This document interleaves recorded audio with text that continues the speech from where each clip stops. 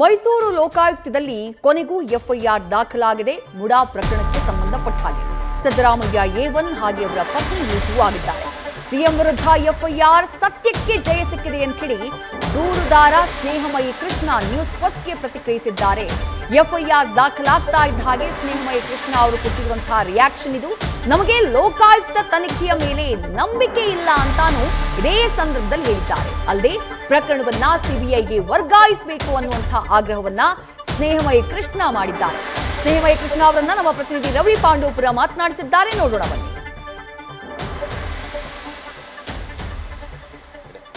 ಮೂಡ ಹಗರಣ ಪ್ರಕರಣಕ್ಕೆ ಸಂಬಂಧಪಟ್ಟಂತೆ ಸ್ನೇಹಮಯಿ ಕೃಷ್ಣ ಅವರ ಹೋರಾಟಕ್ಕೆ ಸದ್ಯ ಜಯ ಸಿಕ್ಕಿದೆ. ಅವರ ಹೋರಾಟದ ಫಲವಾಗಿ ಈಗ ಲೋಕಾಯುಕ್ತದಲ್ಲಿ ಕೇಸ್ ಕೂಡ ದಾಖಲಾಗಿದೆ. ಈ ಕುರಿತು ಮಾತಾಡಲಿಕ್ಕೆ ನಮ್ಮ ಜೊತೆ ಸ್ನೇಹಮಯಿ ಕೃಷ್ಣ ಅವರಿದ್ದಾರೆ. ನಾನು ಮಾತಾಡಿಸ್ತಾ ಹೋಗ್ತೀನಿ. ಸರ್, ನಿರಂತರ ಹೋರಾಟದ ಫಲವಾಗಿ ಈಗ ಎಫ್ಐಆರ್ ದಾಖಲಾಗಿದೆ ಸರ್. ಈ ಕ್ಷಣಕ್ಕೆ ನಿಮ್ಮ ಮಾತು. ಸರ್, ಅದೇ ಸರ್, ಮಾನ್ಯ ನ್ಯಾಯಾಲಯ ಆದೇಶದ ಪ್ರಕಾರ ಲೋಕಾಯುಕ್ತದಲ್ಲಿ ಇವತ್ತು ಪ್ರಕರಣ ದಾಖಲು ಮಾಡಿದರೆ ಈ ಒಂದು ಪ್ರಕರಣ ಅದ ಒಂದು ಪ್ರತಿಯನ್ನು ಇಟ್ಕೊಂಡು ಮಾನ್ಯ ಕರ್ನಾಟಕ ಉಚ್ಚ ನ್ಯಾಯಾಲಯಕ್ಕೆ ಅರ್ಜಿಯನ್ನು ಸಲ್ಲಿಸಿ ಈ ಪ್ರಕರಣ ತನಿಖೆಯನ್ನು CBIನ ನಡೆಸೋದಕ್ಕೆ ನಾವು ಮನವಿ ಮಾಡ್ಕೊಳ್ತೀವಿ. ಯಾಕೆ ಸರ್ CBI, ಲೋಕಾಯುಕ್ತ ಯಾಕೆ ಬೇಡ ಸರ್? ಲೋಕಾಯುಕ್ತ ರಾಜ್ಯ ಸರ್ಕಾರದ ವ್ಯಾಪ್ತಿಗೆ ಒಳಪಟ್ಟಿರೋದ್ರಿಂದ ಈ ಕಾಂಗ್ರೆಸ್ ಸರ್ಕಾರದಲ್ಲಿ ಅಧಿಕಾರ ಇರೋದ್ರಿಂದ ಅವ್ರ ಪ್ರಭಾವ ಬೇರೆ ಬೇರೆ ಥರ ಅವರು ತನಿಖಾ ಸಂಸ್ಥೆಗೆ ಸತ್ಯನ ಎತ್ತಿ ಹಿಡಿಬೇಕು, ನಿಷ್ಪಕ್ಷಪಾತ ತನಿಖೆ ಮಾಡಬೇಕು ಅನ್ನೋ ಒಂದು ಉದ್ದೇಶ ಇದ್ದರೂ ಕೂಡ ಆ ಉದ್ದೇಶಕ್ಕೆ ತಡೆ ಒಡ್ಡುವಂಥ ಎಲ್ಲ ಸಾಧ್ಯತೆಗಳು ಇರುತ್ತೆ. ಸೊ ಹೀಗಾಗಿ CBI ಕೊಡಿಸೋದಕ್ಕೆ ನಾವೆಲ್ಲ ಪ್ರಯತ್ನ ಮಾಡ್ತಾಯಿದ್ದೀವಿ. ಅಂದರೆ CBIಗೆ ಕೊಡಿಸಿದ್ರೆ ಎಲ್ಲ ಸರಿಯಾಗುತ್ತೆ ಅಂತಾನೆ ಸರ್. ಅಂದರೆ ಲೋಕಾಯುಕ್ತ ಯಾಕೆ ಬೇಡ, ಲೋಕಾಯುಕ್ತವು ಕೂಡ ನಿಷ್ಪಕ್ಷಪಾತ ತನಿಖೆ ನಡೆಸ್ತದೆ ಅನ್ನೋದು ಎಲ್ಲರ ಅಭಿಪ್ರಾಯ ಆಗಿತ್ತು ಸರ್. ಖಂಡಿತವಾಗಲೂ ಸುಳ್ಳು. ಈಗಾಗಲೇ ಸಿದ್ದರಾಮಯ್ಯ ಪ್ರಕರಣಕ್ಕೆ ಸಂಬಂಧಪಟ್ಟಂತೆ ಲೋಕಾಯುಕ್ತರು ಏನು ಸುಳ್ಳು ಅಂತಿಮ ವರದಿ ಸಲ್ಲಿಸಿದ್ರು. ನೀವು ಸರಿಗೆ ತನಿಖೆ ಮಾಡಿ ವರದಿ ಸಲ್ಲಿಸಿಲ್ಲ, ಮತ್ತೊಮ್ಮೆ ತನಿಖೆ ಮಾಡಿ ವರದಿ ಸಲ್ಲಿಸಿ ಅಂತೇಳಿ ಇದೇ ಜನಪ್ರತಿನಿಧಿಗಳ ವಿಶೇಷ ನ್ಯಾಯಾಲಯ ಆದೇಶ ಮಾಡಿದ್ರು ಕೂಡ ಅದನ್ನು ನಿರ್ಲಕ್ಷ್ಯ ಮಾಡಿ ಚೀಮಾರಿ ಹಾಕ್ಸ್ಕೊಂಡ್ರೆ ಇಡೀ ರಾಜ್ಯ ಜನಕ್ಕೆ ಗೊತ್ತಿದೆ. ಮತ್ತು ಸಚಿವ ನಾಗೇಂದ್ರ ಅವರ ಪ್ರಕರಣದ ವಿಚಾರದಲ್ಲೂ ಕೂಡ ಆ SIT ತಂಡ ಏನು ಮಾಡಿದ್ರು, ಅವರು ನಾಗೇಂದ್ರ ಅವರು ಏನು ತಪ್ಪಿಲ್ಲ ಅಂತೇಳಿ ಸುಳ್ಳು ದೋಷವನ್ನು ಸಲ್ಲಿಸಿದ್ರು. ಅದು ED ಅವರು ಇಲ್ಲ ಅವರೇ ಪ್ರಮುಖ ಪಾತ್ರಧಾರಿ ಇದ್ದಾರೆ ಅಂತೇಳಿ ಅವರು ದೋಷವನ್ನು ಸಲ್ಲಿಸಿದ್ರು. ಸೊ ಇದರಿಂದ ಗೊತ್ತಾಗುತ್ತೆ ರಾಜ್ಯ ಸರ್ಕಾರ ತನಿಖಾ ಸಂಸ್ಥೆಗಳಲ್ಲಿ ಯಾವ ರೀತಿ ಪ್ರಭಾವನ ಬೀರಿ ತಮಗೆ ಬೇಕಾದ ರೀತಿಯಲ್ಲಿ ವರದಿಯನ್ನು ಸಲ್ಲಿಸೋದಕ್ಕೆ ಒತ್ತಡ ಹಾಕುತ್ತೆ ಅನ್ನೋ ಗೊತ್ತಾಗುತ್ತೆ. ಸೊ ಇದೆಲ್ಲ ಉದಾಹರಣೆಗೆ ಇಟ್ಕೊಂಡು ಮಾನ್ಯ ನ್ಯಾಯಾಲಯದಲ್ಲಿ ಈ ಪ್ರಕರಣ ಕೂಡ ಅದೇ ರೀತಿ ಪ್ರಭಾವ ಬೀರೋ ಸಾಧ್ಯತೆ ಇರೋದ್ರಿಂದ CBIಗೆ ಕೂಡ ಮನವಿ ಮಾಡ್ಕೊಳ್ತೀವಿ. ಸರ್, ಈಗ ಪ್ರಕರಣ ದಾಖಲಾಗಿದೆ ಸರ್. ಸಿದ್ದರಾಮಯ್ಯ ಅವರಿಗೆ ನಿಮ್ಮ ಆಗ್ರಹ ಏನು?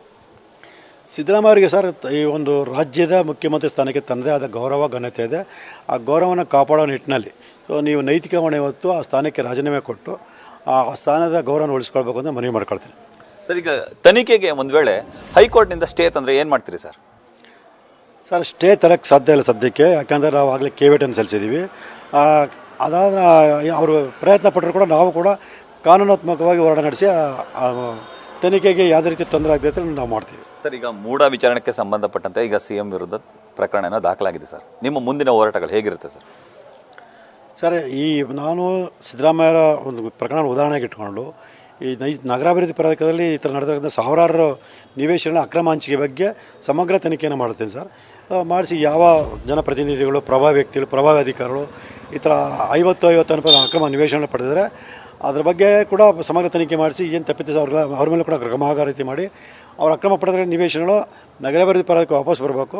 ಆ ನಿವೇಶನಗಳು ನಿಜವಾದ ಅರ್ಹ ಫಲಾನುಭವಿಗಳಿಗೆ ತಲುಪಬೇಕು. ಸೊ ಅಲ್ಲಿಯವರೆಗೂ ನಾವು ಹೋರಾಟವನ್ನು ಮುಂದುವರಿಸ್ತೇವೆ. Thank you sir. ಇದಿಷ್ಟು RTI ಕಾರ್ಯಕರ್ತರಾದಂತಹ ಸ್ನೇಹಮಯಿ ಕೃಷ್ಣ ಅವರ ಮಾತುಗಳು. ಸದ್ಯ ನನ್ನ ಹೋರಾಟಕ್ಕೆ ಜಯ ಸಿಕ್ಕಿದೆ.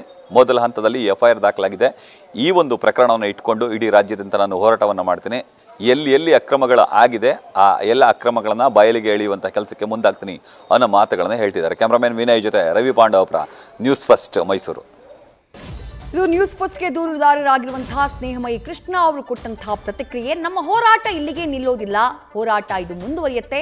ರಾಜ್ಯಾದ್ಯಂತ ಈ ಹೋರಾಟವನ್ನ ಕೊಂಡೊಯ್ಯುವಂತಹ ಕೆಲಸವನ್ನ ಮಾಡ್ತೀನಿ. ಲೋಕಾಯುಕ್ತ ತನಿಖೆಯಲ್ಲಿ ನಮಗೆ ನಂಬಿಕೆ ಇಲ್ಲ.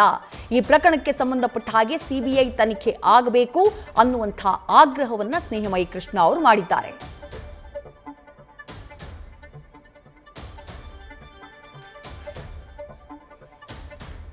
ಒಟ್ನಲ್ಲಿ ಪ್ರಕರಣಕ್ಕೆ ಸಂಬಂಧಪಟ್ಟ ಹಾಗೆ ಇವತ್ತಾಗಿರುವಂತದ್ದು ಬಹಳ ಮಹತ್ವದ ಬೆಳವಣಿಗೆ. ನ್ಯೂಸ್ ಫಸ್ಟ್, ನಿರ್ಭೀತಿಯಿಂದ ನಿಮ್ಮ ಪರವಾಗಿ.